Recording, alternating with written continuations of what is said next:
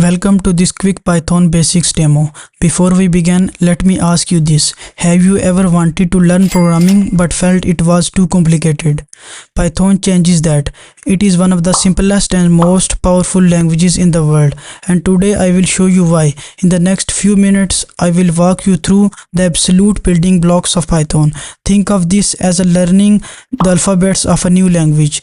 Once you know these basics, you can start writing meaningful programs. Variables and data types. Let us begin with variables. A variable is just like a box with a label. Instead of writing a value over and over again, you can store it inside a variable and use the label to access it.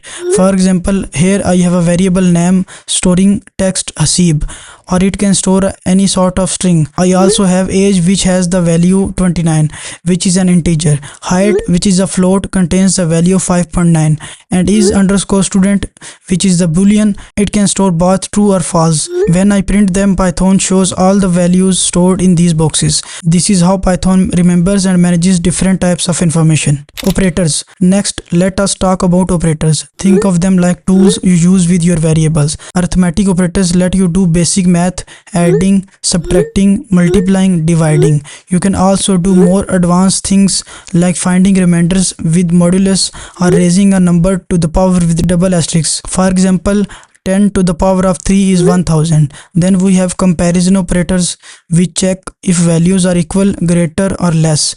This is useful for making decisions in your program later. Strings. Now strings are simply text. Anything inside quotes, you can join two strings together, which we call concatenation. For example, hello plus world gives hello world. We can also insert variables inside strings using f strings, which is very powerful for creating dynamic sentences. For instance, my name is Hasib and I am 29 years old is built using an f string. Strings also come with methods like .upper to convert text to uppercase or .lower for lowercase. Python even lets you check condition on strings like whether a word starts with certain letter or not. Lists. Moving on to the lists. A list is like your shopping list. It keeps item in order. For example, here we have a list of fruits: apple, banana and cherry. We can access items by their positions, which we call indexing. If I print index 0, I get apple. We can also add items using a .append function or remove them with .remove function. Lists are very useful whenever you need to store multiple values together, then you can use lists. Dictionaries. Next up, dictionaries. A dictionary works like a real dictionary or even your contacts app. You have a key like a name and it points to a value like a phone number. Here I have made a dictionary for a student with keys for name, age and whether they are student or not. I can access values using their keys. For example, student with the key name returns the name of the student. I can also add new pairs like assigning a grade. Dictionaries are great when you want to store related data together. Conditions. Now let us look at conditions. Conditions let your program make decisions just like a traffic light. If the light is green, you go, otherwise you stop. Here I check if the age is greater than or equal to 18. If it is, Python prints you are an adult.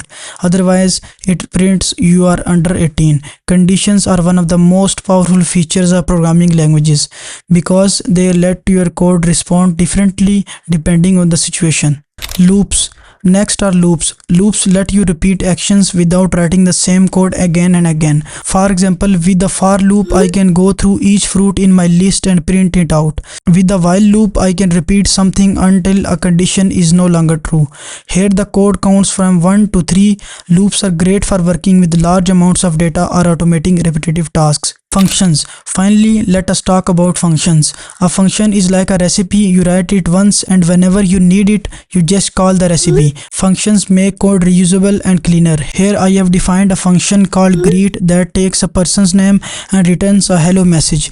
When I call greet with Hasib, it returns hello Hasib. I can reuse this function for anyone's name without rewriting the code. Functions are essential for structuring large programs. Conclusion. So in this short demo, we learned the core building blocks of Python: variables, operators, strings, lists, dictionaries, conditions, loops, and functions. With just these basics, you can already write simple but useful programs.